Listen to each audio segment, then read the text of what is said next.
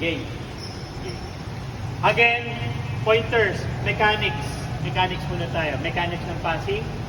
Pagka overhead pass, ang ipapasa ninyo, above the head yun. Okay, kung galing sa bato, mali yun. Walang control yan eh. Dito, overhead na. Sa pangalan na nga eh.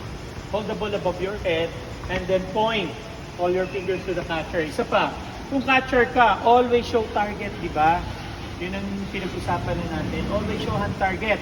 Kung gusto nyo kunin dyan sa gitna, shooting hand na kagad, fine. Kung gusto nyo dito kunin sa taas, pakita nyo yung palad nyo. Kung gusto nyo kunin sa baba, pakita nyo yung palad nyo. Always. Okay? Isa pa, kung moving target ang papasahan ninyo, ibig sabihin gumagalaw, tumatakbo, naglalakad yung papasahan nyo. Never pass a line, never pass a line. Hindi papasa sa tao, always pass ahead. Meet the pass. Kailangan i-meet yung pasa. So we pass at those spaces. We attack spaces. Okay? Hindi nyo i-hit yung tao.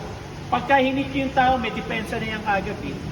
So i-hit nyo yung spaces, tatakbuhin nyo yung spaces, i-meet nyo yung pasa. Okay? Last pointers doon sa catching, sa passing na mechanics. Okay? Pagka kayo papasa, always call names. Kung di nyo kilala pre, kung di nyo kilala idol, always call names. Clear? Kung sasalo kayo, pwede rin kayo magtawag, pre sa akin. Pre dito. Pre here. Idol dito.